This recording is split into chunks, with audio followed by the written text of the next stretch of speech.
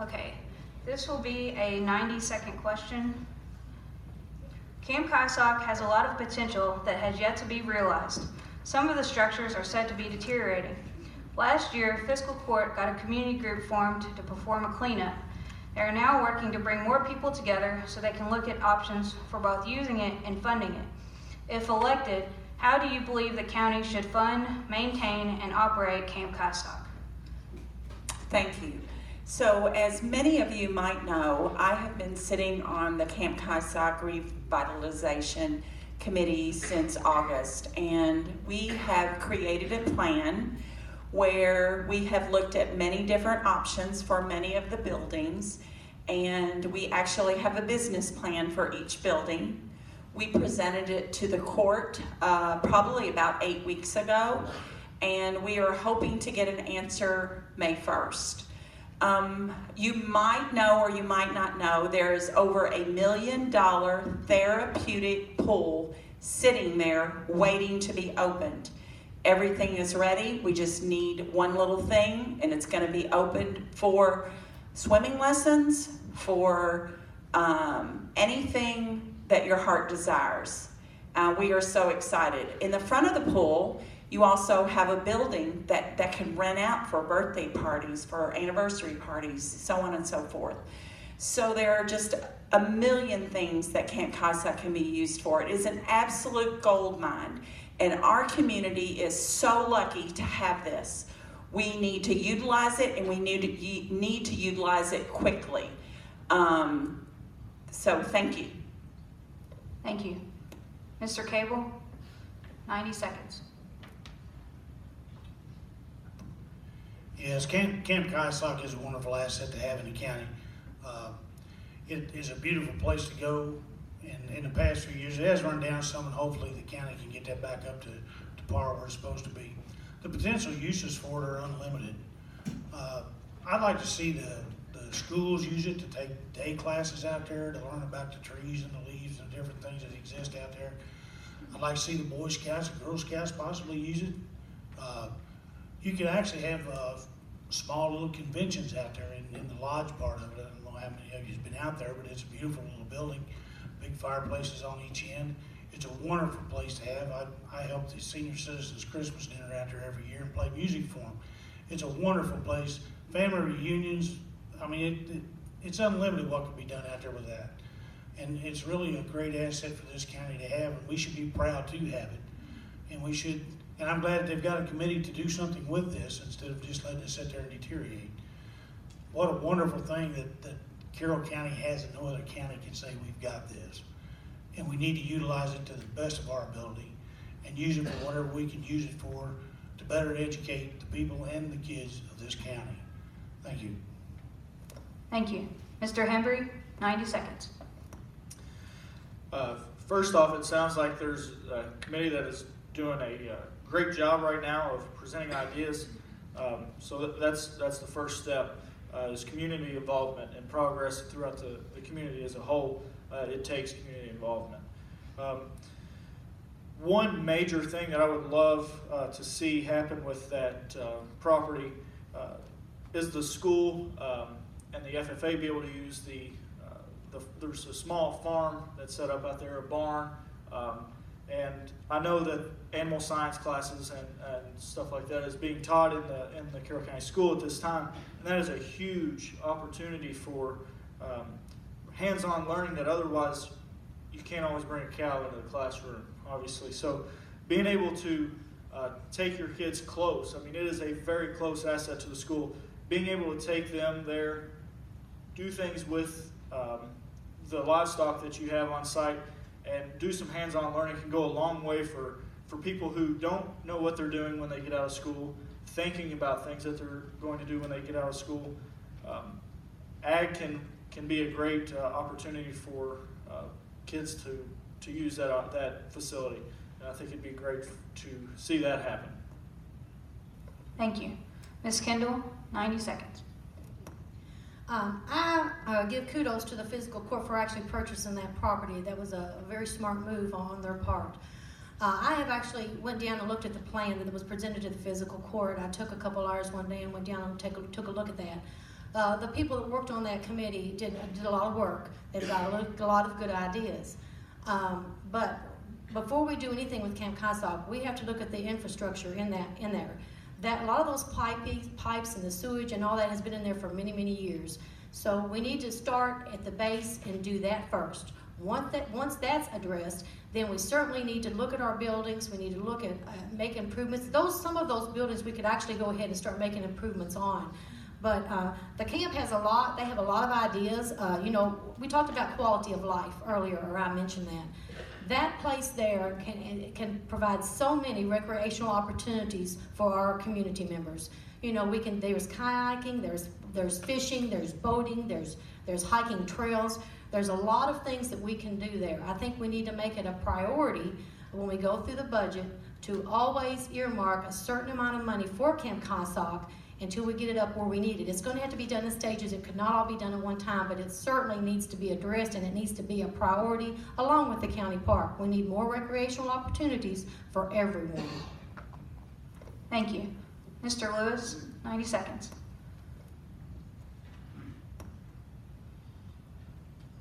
First of all, I know everything is about the money, and I understand that before I say what I'm going to say, but this is going to kind of branch off of Camp Kosok, but whether it's Camp Kosok or, the county park, they're both beautiful places and great in the summer, but what about the winter time? There's nothing to do for the kids or anything. Why can't we get like maybe like a YMCA, some kind of an indoor, place you can have, in the winter months, with the pool and exercise, activities and figure out a way for this to kind of help, support itself. VB's done it, and they just have a casino. And, we've got all this industry, and we seem to, we should be able to figure out some way to do if VB did. Thank you. Mr. Bates, 90 seconds. Well, Camp Kosok's been in our community all along, and everybody's been able to use it all along. And, with Cardinal Hill's permission and all that, when Cardinal Hill decided to dispose of the property, it went back to the state. So we actively recruited the state to allow us to use it. And then after that, it got to be pretty encumbrant for us to do upgrades and invest money in that piece of property. So we was able to, through negotiations, to get involved. And I feel like it was a good investment for our community. And we've done that, and then now we need to take the next step, and that's funding. We have all these good ideas for it and stuff, but we just got to find the funding and allocate it for that. And we're systematically fixing things as we go along out there. We currently have 3 buildings that's, like Gerda said, is up and running, ready to go. We've got the lodge up and running, the caretaker's house is up and running, and the pool is up and running. It's a heated pool and stuff, so I envision lots of activities going on out there, and certainly it's something that we will consider funding in the next budget cycle. Thank you. Mr. Bowling, 90 seconds.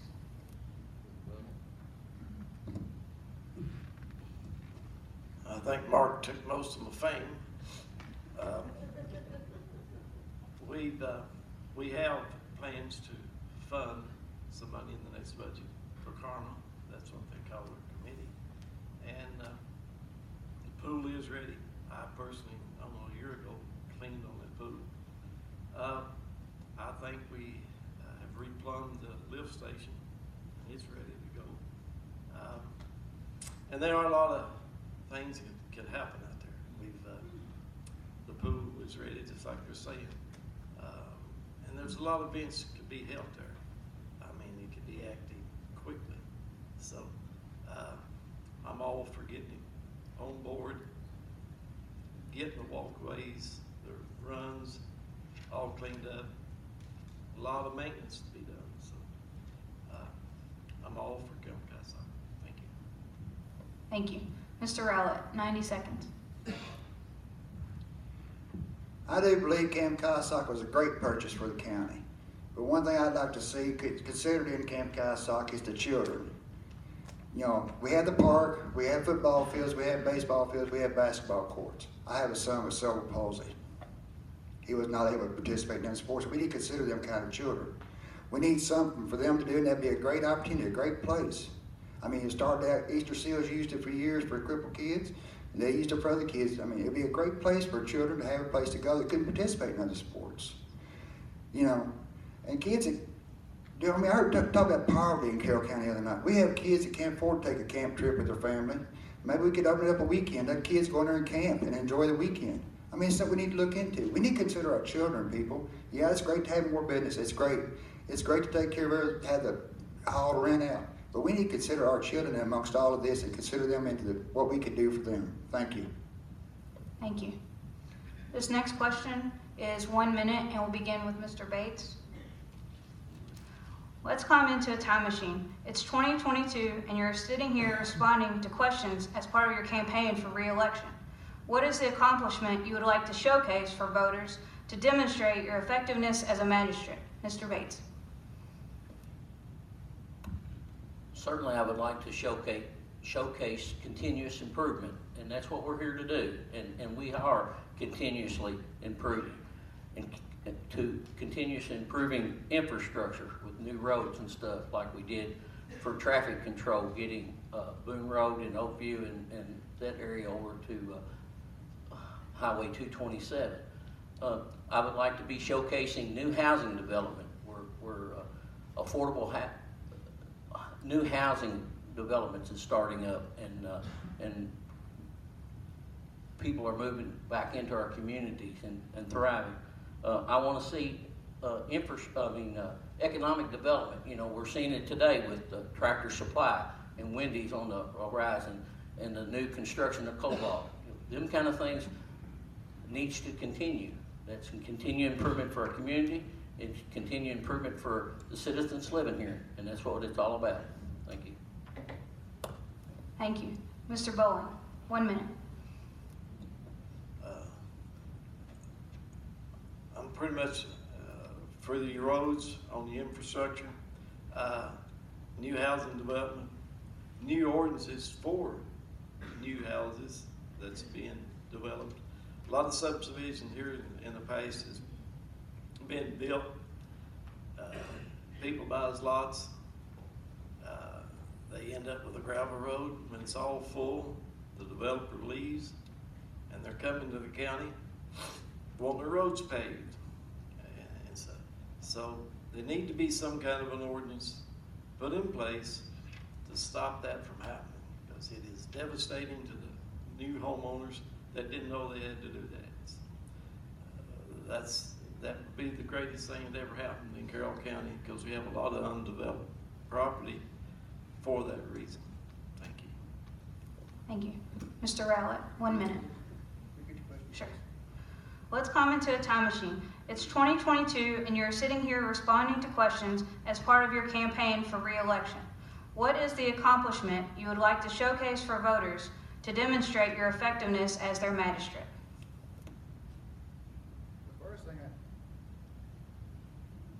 The first thing I would like to see is different questions the next time. We're rehashing things we've been hashing for years. That's telling me things hasn't changed. You know, if I get in there as magistrate, I want to see things change, I want to see things improve. And if we go back 4 years from now in 2022 and we got the same questions again, we got a problem. I would like to see the roads improved. I'd like to see the housing improved. I'd like to see restaurants to draw people in here. I mean, we talked about all this before here tonight.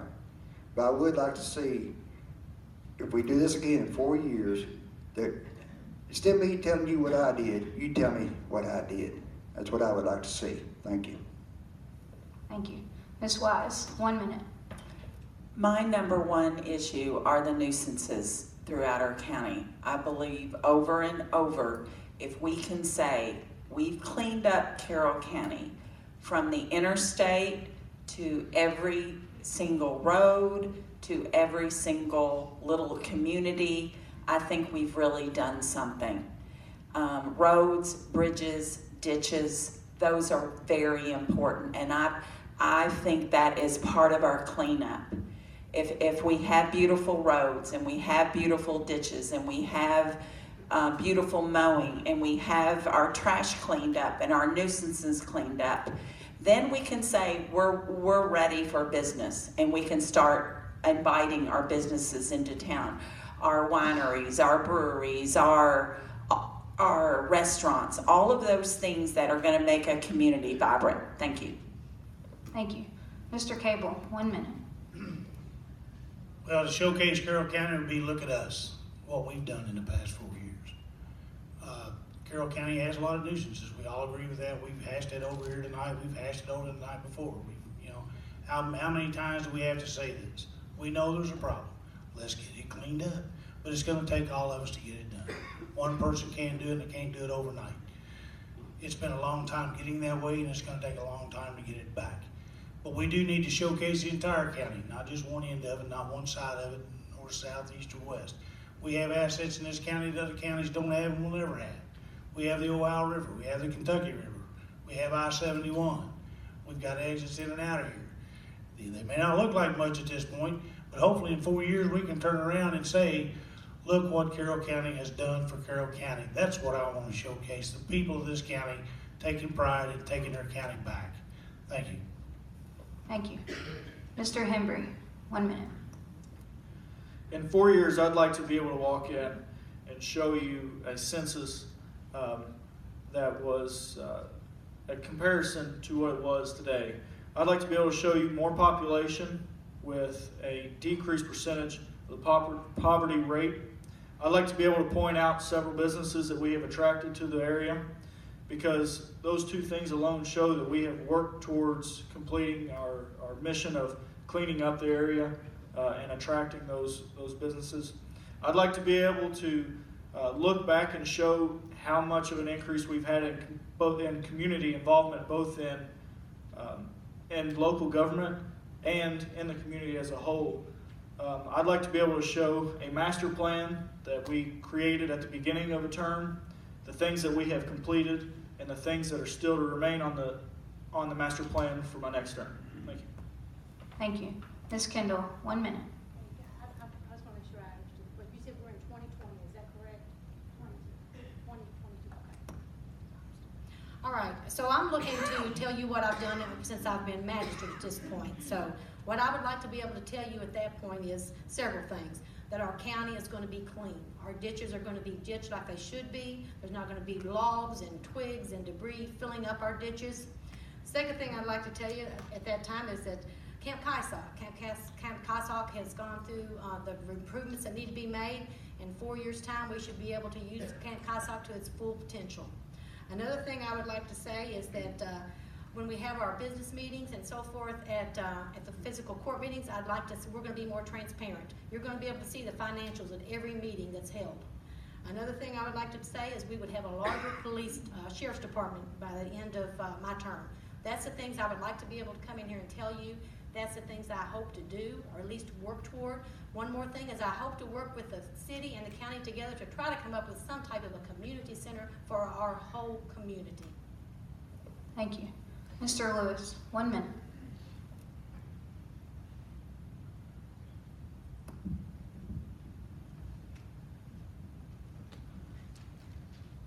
Yeah, I'll kind of repeat myself, but yeah, more eateries would be nice. my main thing is the infrastructure. I mean, you know, it's not bad now. I mean, it's not like we're traveling on horse and buggy roads, but, you know, let's improve them a little bit more. You know, some shoulders on some of the back roads. We've got some pretty bad drop-offs. It'd be nice to have, you know, maybe some gravel shoulders on at places. You know, I know it's not feasible to do every mile. You know, some signage. You know, I don't know how many times on my little one lane road I live on, you got a semi. You know, the GPS, you know, points them go that way. Well, they do. Here they go backing up to get back out to the high, you know, 2-lane highway to get out of there. So more county road signage, and maybe show a little more love to our county employees. Maybe look at their wages and see if we can help them out just a little bit more. Thank you. This next question is also 1 minute, and we'll begin back with Mr. Bowling and go straight down through. For years, fiscal court has discussed building a community center, and there is a committee researching this. However, the cost of constructing, maintaining, and operating it have kept it from moving forward. What are your plans for a community center, or do you believe that is not the answer to our problems? Well, that's a good question. We do need a community center, but funding could be an issue. I don't know if we build it, could we maintain it? It's according to what you pay to have it done, and there'd have to be some fees of some sort to bring in income to fund it. I know it's possible you get a grant, but I don't think you're going to get no grant for $17, $18 million, and being able to let it fund itself. So there'd have to be a lot of issues and a lot of studies done for that to happen. It'd be nice to have one though. Thank you. Thank you. Mr. Rowlett, 1 minute. Yes, it'd be nice to have a community center, but I'd have to see some numbers on papers. And when he said $17 million, I fell out of the chair up here. I mean, it sounds like an awful big building to me, but it would be nice. Now, how we would fund it, I don't know, but we'd have to look into that. You know, I mean, what do we have here for people? It'd be nice to start getting stuff for people to have stuff to do. You know, now how we'd fund it, I don't know. I mean, I said that a while ago. But, you know, ask these factories for a little help. I mean, I've seen people walk in over at KU and ask for help and they get it. Who knows? They may step in and help us. We just have to check into it and see. Thank you. Thank you. Ms. Wise, 1 minute. So I don't think anybody can deny that a community center would be nice for our community. But again, when it comes to the numbers, do we have that money? How are we going to fund it? Can we get grants and so on and so forth? But I'm going to go back to Camp Kysock. And Camp Kysock is kind of like an outdoor community center. There's swimming, there's zip lining, which I did not mention earlier. There's hiking, there's camping. There are many different buildings where arts and crafts, where children can have camps, and so on and so forth. And all of those things are in our plan. So even though it isn't a community, Camp Kysock is not a community center, it's all the things that would be in a community center anyways. So why can't children go to camps? Why can't, you know, the elderly have activities out there? So again, yes, we want a community center, but I think we do have things in our community that might take the place of that. Thank you. Mr. Cable, 1 minute. Well, again, this has been talked about several different elections, community centers, and the money it's going to take to build one, to maintain it, to keep it viable for everyone to use. And again, it does come down to the dollar as to how we're going to do this, who's going to take care of it, how are we going to fund all the issues that comes along with it. Again, and I always go back to Camp Kysock as well. Even in the building where the pool is located at the east end of that, or west end of that building, it's a pretty good sized room. And it can be used for a lot of things. And I think at this time, the way the budgets are and such, as a community center is probably not a feasible thing. But we can improvise and use Camp Kysock for some of them things. It's there to be utilized. And to have a community center would be a great thing. You know, we would have to find where to put it, and we have to find somebody to take care of it. So right now, I'm more for using Camp Kaisak than a community center. Thank you. Thank you. Mr. Hembree, 1 minute. So I got mildly involved in the committee that is in place currently for the community center. Due to my work schedule, I haven't been as involved in it, but try and keep up to date with the current plans that they're submitting and stuff through email.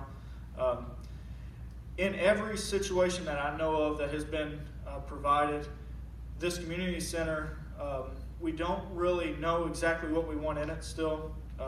There's been talks about rooms for banquets and things like that, basketball courts, maybe a gym.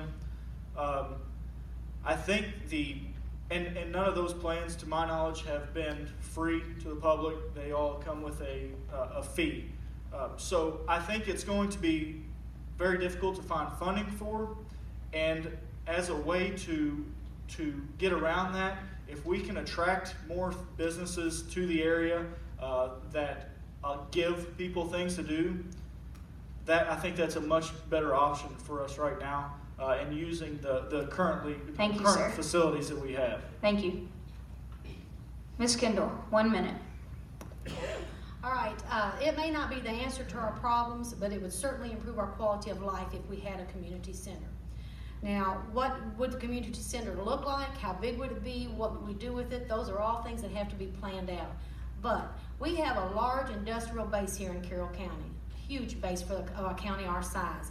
We need to reach out more to our industrial partners.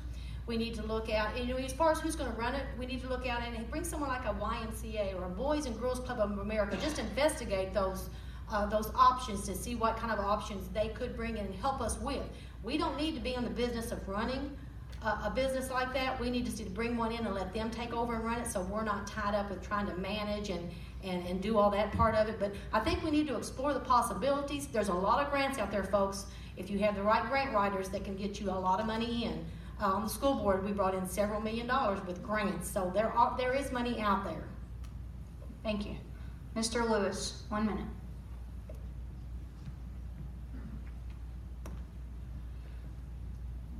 Kind of like I said a while ago, if we could get something like a Y or some kind of name or chain name, to maybe consider, the possibility of coming in to, County Park or Camp Kaisak. But as far as the county, taking the funds and taking this project on, I mean, we're talking about understaffed sheriff's office. Look at all we talked about the last 3 nights. So I think the county's got a lot more concerns to worry about before they take on the community center on their own. Thank you. Mr. Bates, 1 minute. Yes, there's a lot to do in our community as we currently sit here today. The 4-H has excellent programs for our children to participate in. The Parks and Recs have excellent programs for our children to play in and stuff. And there's possibilities for improvement for the adult side of this too. We have workout gyms that's very popular with the current people we have here today. I'm very excited about the upgrades that's fixing to come to Camp Kaisak. We've had some conversation with a public-private partnership with some people to possibly make better programs and better running of it. I think if we get the pool up and running and things like that out there at Camp Kaisak, we're going to have some more things for people to do here. Thank you. Thank you. This next question will be 1 minute and begin with Mr. Cable. And this is an audience submitted question. What do you feel is the biggest issue facing our emergency services, and how would you address that? Well, I'm not sure what the biggest issue with emergency services be. I'm sure they probably need more staff. I'm sure that the vehicles and stuff need to be kept up all the time. They're constantly needing training and have to go to training to keep up their EMT and paramedics and certain certifications and things of that nature.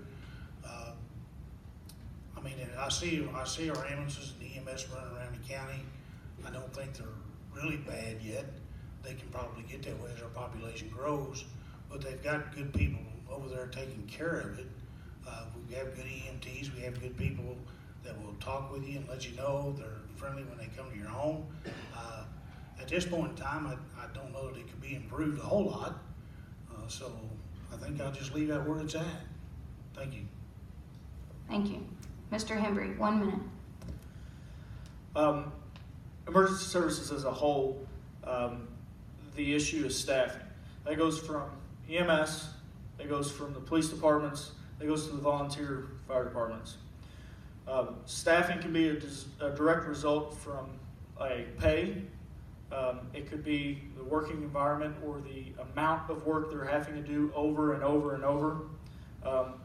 And as far as the volunteer side of things, there's not volunteers anymore. You know, the culture of the state, the area, the nation has changed, and there's not as many people who are willing to help their fellow person on a daily basis. So I think for the paid people, we definitely need to look at raises. It's been a revolving door around here for quite a while with the sheriff's office. So pay is definitely something that we need to look into. And as far as volunteer departments, mutual aid agreements are huge right now. Thank you. Ms. Kindoll, 1 minute. I think the question was, what's the biggest issue facing the EMS? And I do believe that that is staffing, a staffing issue. For all emergency services. Okay. Well, this probably all comes down to staffing, though. And I think the staffing issue goes back to what Cody just alluded to there, is are we paying our people fair and equitable wages that are comparable with industry standards? And I would venture to say, no, we are not. So I think the part of the problem is just getting our wages up. These people and all of these emergency services have to take specialized training. And it's not an easy thing to do. If you've ever stepped through an EMT class or try to go through EMT training to get your certification, it's a big deal. It takes a long time. So we need to be paying the people fair wages for what they're doing, compare them to industry standards across the board, make sure we're paying our people properly. I think that's probably the biggest issue that they have, is keeping people because of our wages that we're paying. Thank you. Mr. Lewis, 1 minute.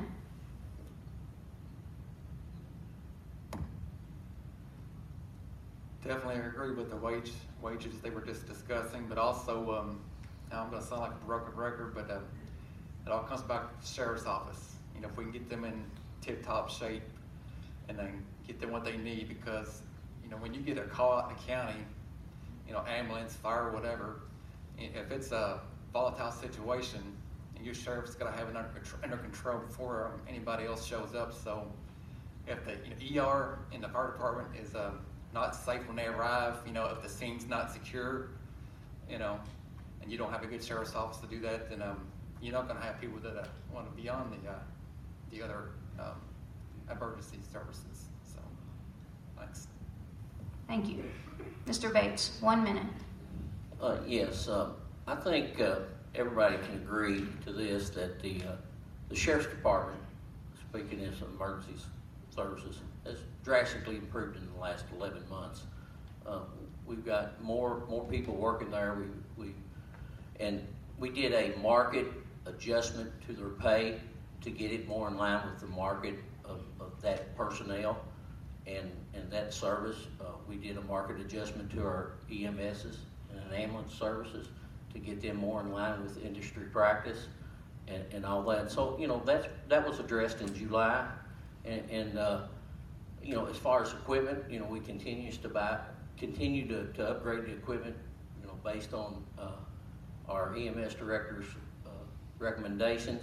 Volunteer fire departments, we fund them $30,000 a year each one to assist in their needs and any special needs that they have. You know, that's just for their day-to-day operations and stuff to help. But if they have special needs, we help that too. Thank you. Thank you. Mr. Bowling, 1 minute. Yeah, we did pretty much done a countywide raises and emergency services part of it. And then the emergency services did receive people that come off the base pay and we're brought up to paramedics that were paramedics. We done the market adjustment, and everybody in the county did get raised. And the sheriff's department, we done the same for those.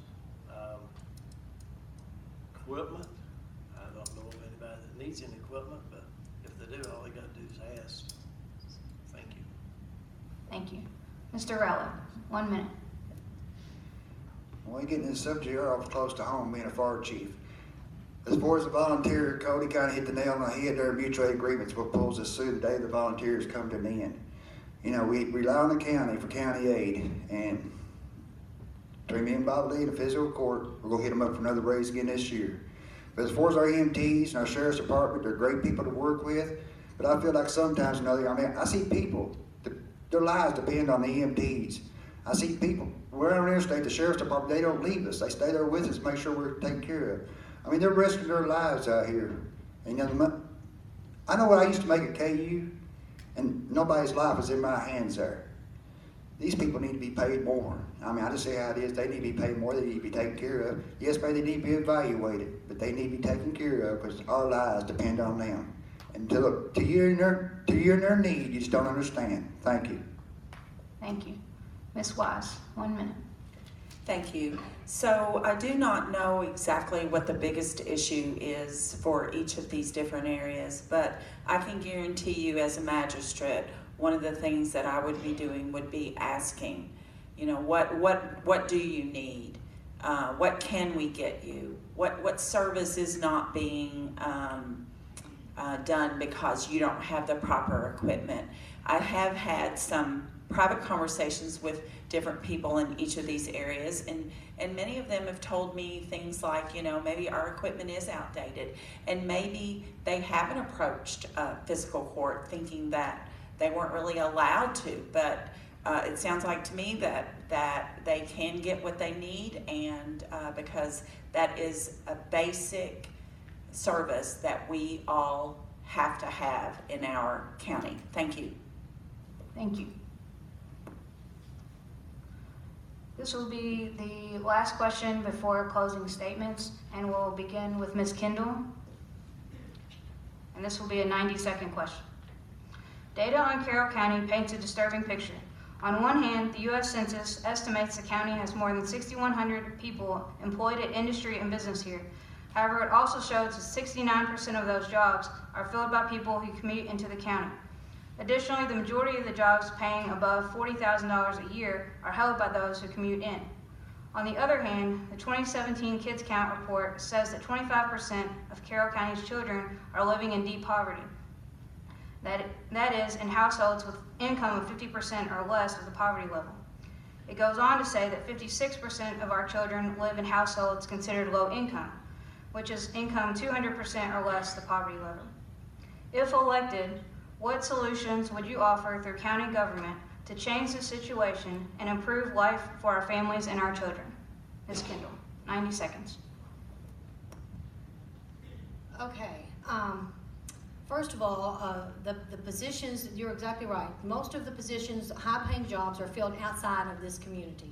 And the reason that is because of our quality of life that we offer to people that come into our community. We don't have a housing for them. We don't have opportunities for them to do anything outside of work, and that's it. As far as the children, I know exactly what you're talking about. Been on the school board for 12 years. We have a high poverty rate here in Carroll County. The answer to that is education, education, education. If we can set up ways for our lower income people to have training, offer different sorts of training, I think the physical court should be able to come up with a plan. It's going to take some thought. It's not something I can think of here in 90 seconds, but there's got to be things we can offer people to help to train them so that they're the parents of these children, so that their lives could be improved.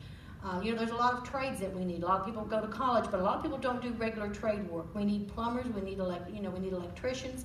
So those type of things are programs that we could maybe help sponsor with JCTC to get some of these people better quality of life, more higher paying jobs. Thank you. Mr. Lewis, 90 seconds.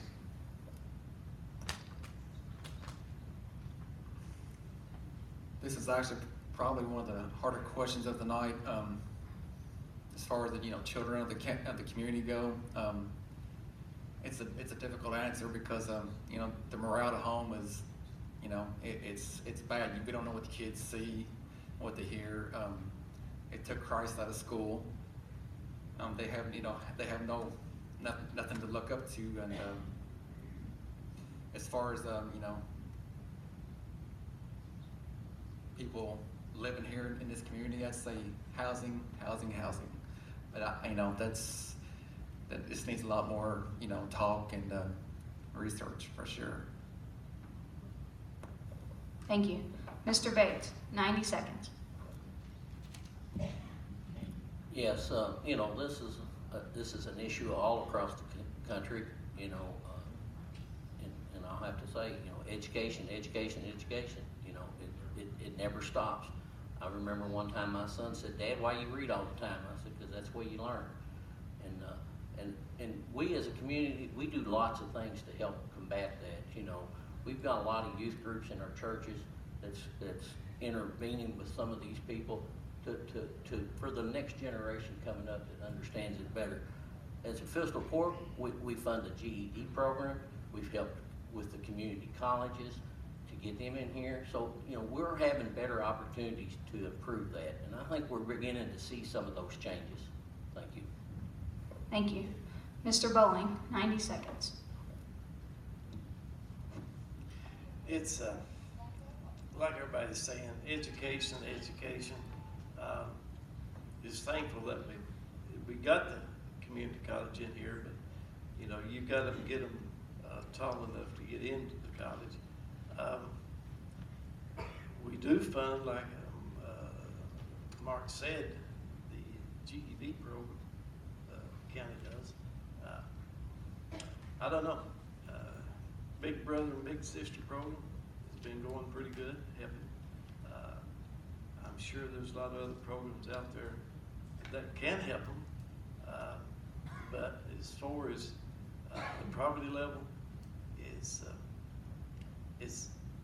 starts with your low-income people living in the projects that try to come out and better themselves. But when they do come out to better themselves and get a job, the housing project triples their rent. So it's hard for them to come out of it and sustain a better life. So it'd have to go back to the education and try to get them some other place. Thank you. Thank you. Mr. Rowlett, 90 seconds. I grew up out in the country, and poverty's not new. I remember playing with kids that didn't have shoes on their feet, but they was kids. And what to do for them now, I don't have answers to all the questions, but as a firefighter, and I'm sure Cody and some of the others up here, Clyde's been on the fire department, different ones, emergency services, you go into some of these homes and you see what the kids have to live through and have to put up with. It's unreal. What the answer is for it, I don't know. I pray for them. I go home, I have tears in my eyes. My wife knows I've been through a bad day. I've seen something I didn't want to see. I don't know what all the answers are. We need to bring the children, and like I say, education, that's a great thing. We need to give the children something to do. Give them some time out. Like I say, Camp Kawasaki, we talk about maybe using that for kids. We got the ball fields, maybe get a team started up for them, get them out there playing ball. Get the children something to do, to give them some time out around other people and do something for the kids. I don't know. There's no answer to poverty. Poverty is a way of life. I'm sorry, that's just the way I feel about it. But we need to do something for the kids to show them that there's a different way than the way they was raised. Thank you. Thank you. Ms. Wise, 90 seconds. So this is a very complex question, and it's going to take a complex answer, but I'm going to talk about one specific part of this that can be attacked. So within this plan, we have lots and lots of housing within our community, right? We have tons, but most of the houses, or many of the houses the houses, many houses are subpar within different parts of our community. And one particular subpar housing area, it is actually a rental place with many, many rental homes in it. And they are allowing evictions, people that get evicted from other counties, to move in there. And so I called today to find out who owns it. And it's a man from Cincinnati. So this man from Cincinnati, he doesn't care about our county. He doesn't care that it's a nuisance. He doesn't care that people move in and get arrested by our police, and then they get put in our jail, and all of a sudden Carroll County people are having to pay for his jail, his hospital bill, his so on and so forth. That is our issue. We've got to attack that. Thank you. Mr. Cable. I ain't got two. 90 seconds. I just needed one. Poverty is an issue. I don't know if there's any real way to correct it anytime soon. I guess when I was young, I grew up in poverty. I just didn't know it. I didn't have anything, but neither did anybody else. So I think the biggest thing goes back to what everyone said. It is an education issue, but we have to educate the parents to educate the kids. The parents are letting us down in a lot of different ways when we send these kids to our public schools. We see it. We know it's there. They need to be educated in the right way to pull themselves up by the bootstraps and make something out of their lives and go back and teach their parents the same thing. It's a cycle that we've had for years and years. The cycle needs to be broken. I don't know how to get that done. I just don't. And I don't think anybody sitting at this table knows, or anybody out there. But it's something as a community we can try to work on and see if we can't raise some of these people out of poverty, get rid of the houses that are substandard, make the landlords do the right thing and fix their homes up. If we fix them up, then them type of people don't want to live in them anyway. And if they do go in and tear them up, move them out, get them out of here. Well, we don't want that type of people here anyway. And I'm not knocking them people, I'm really not. It's just that some people, they just don't care. They don't care what you have. You can see it right here in town. They'll cross your property. They don't care what they don't give any, it doesn't matter to them. They'll go right through your yard. They'll go through your garage. It doesn't matter to them. And their thought is, I don't care. It don't belong to me. Thank you. And that's a cycle we have to break. Thank you. Mr. Hembree, 90 seconds. As Ms. Wise led on just a minute ago, this is a very complex question that can be attacked from multiple different ways. It needs to be attacked from multiple different ways for any type of success. First and foremost, there are opportunities in this community. That needs to be out there. These people are hiring. These places are hiring, and they are hiring the best candidates for the job. Right now, we are not turning those best candidates out of here, unfortunately. There's many things that lead to that. We need to partnership with the schools, and the different businesses, industry around, which there is quite a bit with co-op programs and things like that. We need to continue those to show people that there is an opportunity for you here at home. You can make a good living. Some education goes far. We have a huge opportunity with JCTC. I've spoken with a couple people that are there at the school about new programs that are going to be coming, and something that I can hopefully help out with. That's going to create another way for us to keep our people local, educate them local, and send them out to work local. Education is going to go a long way in this community, and we have every opportunity to educate our people. Okay, thank you. That concludes the questioning portion of the evening, and so now we're to the point of wrapping up with the closing statements. Each of you will have 90 seconds for those remarks, and it looks like we move over to Mr. Rowlett. You get to begin on this one, so you have 90 seconds. Again, I want to thank y'all for coming out tonight. If I'm elected as Magistrate District 1, like I say, in 4 years, I don't want to tell you what I've done. I want you to tell me what I've done. I want to see some change. I've been kind of aggravated up here tonight. I ain't going to lie to nobody. 4 years ago, we set up here the same questions. That's a problem, people. I mean, if we're not improving in 4 years, we got the same questions over and over and over, we got a problem. I don't know about you all, but I haven't seen no big change this past 4 years. Yeah, the football field out there, all that's great. I mean, I love all that. The college got done, that's all great. But East Brown Locust is falling in the creek. Kings Ridge is falling in the creek. I mean, I know the weather didn't help none. We've had bad weather for years. We've had rainy years. We've had bad winters. I understand that. You know, a little preventive maintenance sometimes wouldn't hurt. A little inspection sometimes wouldn't hurt. That's the kind of stuff I'd like to see done. You know, do a little preventive maintenance. Take care of the problem before the problem gets too big. You know, again, I don't want to promise nobody nothing except for one thing. I'll try. And that's all I can do. That's all anybody can do is try. That's all I promise I'll give you. But if I'm elected as magistrate, I'll try my best. Thank you. Okay, thank you, Ms. Wise. You have 90 seconds. Okay, so I'd like for you all to close your eyes and imagine Carroll County 20 years from now. Once you get off our interstate, you now see some giant berms filled with decorative trees, flowers, and landscaping, and a large Welcome to Carroll County sign. Thousands of people visit our historic downtown and destination venues throughout our county. We have many wonderful river restaurants, shops of all kinds, upscale riverfront condos, booming office businesses. In our county, we have coffee shops, wineries, the Oliver House Bed and Breakfast. Camp Kysok's now called Big Timbers, and it's booming with life. Therapeutic pool, camps for all ages, walking trails, bike trails, just to name a few. All over Carroll County, our smaller communities have been positively transformed by widespread renovation to housing, and infrastructure improvements to our roads and bridges is amazing. Every effort has been made to keep our county clean and safe for our residents, businesses, and visitors. Nuisances that were once here have all but disappeared. Our senior citizen is booming with activities. Our hospital is thriving.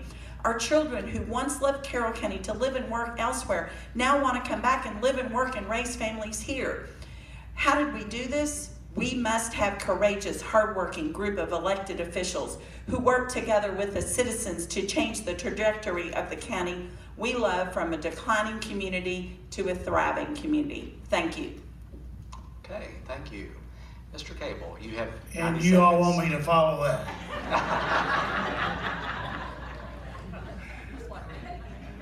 No, I've been a public servant for a lot of years doing a lot of things, and I've enjoyed working for the communities. I want to bring fiscal court, the city of Carrollton, the District 2, Worthville, and make it all part of one. We need to all help each other. All the problems that were given to us tonight, there's no easy solutions. There's no way, we're not going to solve them all in a week or a month or a year. All we can do is put our heads together, come up with the best ideas we can come up with, and hopefully make this county a great place to live. I think it's a great place to live because I've been here a long time. But we need to make sure the people on the outside of this county realize we are good. We have some issues, but we are good. And if you come here, you'll have a good life as well. We can educate kids to get jobs here. We've done it in the past, we can do it again. I came here, I didn't have much education. I got a job here at one of the local plants. Thrived, done well. Educated my kids here, they went to college. They got an education, they went to school here, they grew up here. My wife grew up here. This community is great. We just have to put the great back because we have let it go. We can't blame nobody but ourselves. Let's clean it up. Let's make it great again.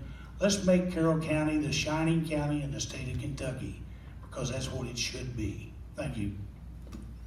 Okay, thank you. Mr. Hembree, you have 90 seconds. Thank you again to everyone for coming out tonight. Again, thank you to our hosts. Carroll County is an amazing community. People are proud of Carroll County, and rightfully so. Through trial and triumph, we stick together, we take care of our own. There's an abundance of opportunity here, but there is also an abundance of opportunity for growth. Increasing transparency with community involvement in our local government is key. Carroll County is a business, and our consumers are the families and citizens that make it up. We owe it to you. For far too long, our customer service in local government has been subpar, and as your magistrate, I owe you answers and progress. Accountability is needed. As your magistrate, I owe you the best possible use of your tax dollars. I owe you explanations as to where your money is being spent and as to why. I will be your fiscal accountability in that courthouse. You deserve a voice. As a magistrate of District 2, I will be a voting extension of you and your best interests. My commitment to you will not end at the voting booths. My commitment to you will continue throughout my term. That I promise. Thank you. Okay, thank you. Ms. Kindoll, you have 90 seconds. I feel that we have lots of opportunities to improve our community, and I'd like to work with a team that's willing to make the changes we need. We need someone that will hold the people accountable. We have a lot of issues in this county, and we need someone that will hold people accountable for their positions, and I am that person. I don't want a political career, but I would like to see our county progress forward, and I look at the position as being a servant to the community. I would like to work with a team that's willing not to only plan for now, but the future as well. I will bring experience, honesty, integrity, forward thinking, and proven leadership to the position while being physically responsible. While serving on the school board, I was fortunate to work with other individuals that wanted to make sure we had the best opportunities for our students, staff, and community. We made several property purchases, conditioning center near the high school, 2 parcels of land near the Carroll County Middle School. The board also did 2 major renovations during my time, and that was at Cart Mill and the middle school. We built the Carroll County Child Development Center and the new athletic complex at the high school. Our district was instrumental in creating the iLead Academy.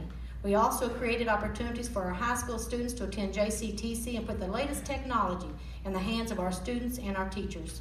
All this was accomplished in 12 years, folks.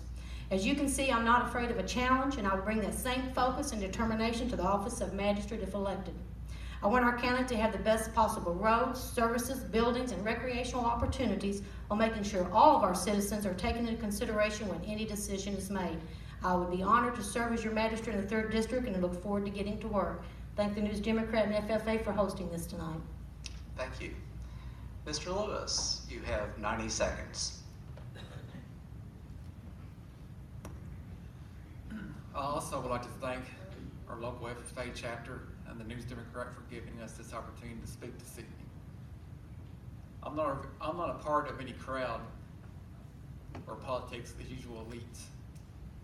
I don't run any social circles, and I don't belong to any members-only clubs.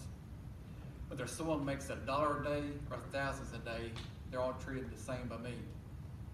So, if you want a person that thinks other people's opinions matter, consider me. If you want a person that talks less and listens more, consider me. If you want a person that doesn't feel they're entitled to a career in public office, consider me.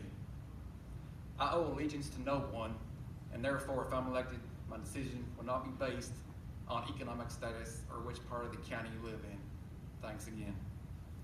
Okay, thank you. Mr. Bates, you have 90 seconds.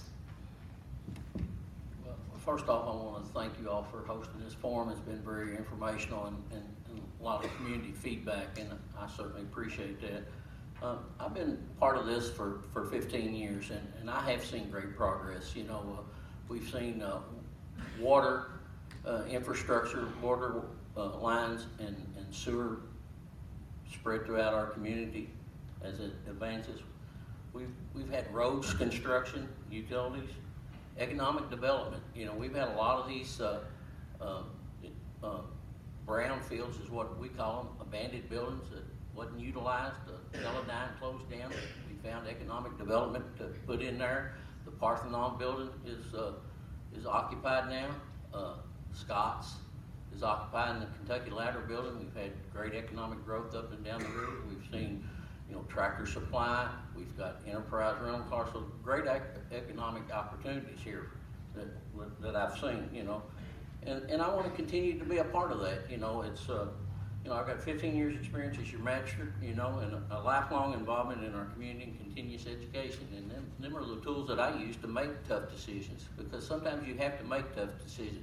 You know, when you get that call in the middle of the night, hey, your hospital is going to close or be sold, them are tough decisions because it's an important asset to our community. And when them things happen, you just step up and deal with it. So I want to thank you all for the opportunity that you all have given me for the past 15 years to serve as your magistrate, and I'd like to continue to do that. Thank you. Okay, thank you. Mr. Bowling, you can turn things up. 90 seconds. I've been your magistrate for 11 years. I have seen a lot of progress. We've done a lot of road work, a lot of slides. In the last 2 months, 3 months, I have personally assisted hands-on in 3 road slides We have 3 more that needs immediate attention. I do a lot of projects, NRC projects, been able to get them funded through the court. I have a lot of help through the state with senators, representatives, commissioners of roads, being able to talk to them some about our state roads, and we've had a lot of issues and a lot of accomplishments from it. Now we're having the same problems back again with slides over the past month.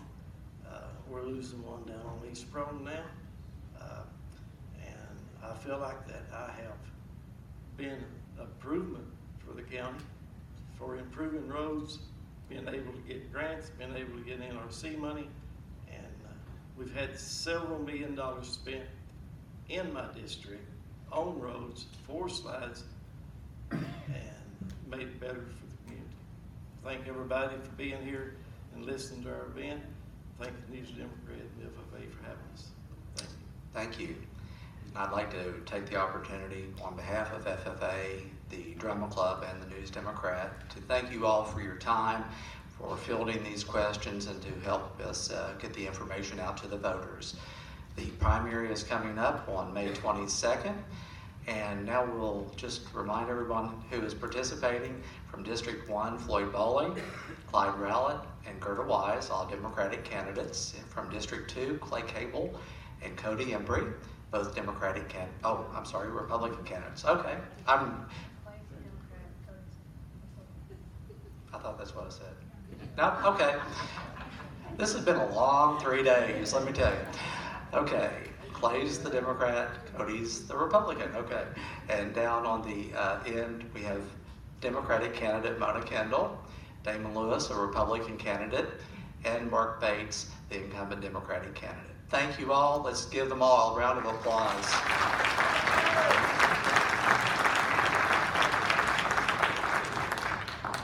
And thank you to the audience. It's over. Have a good evening and have a safe trip home.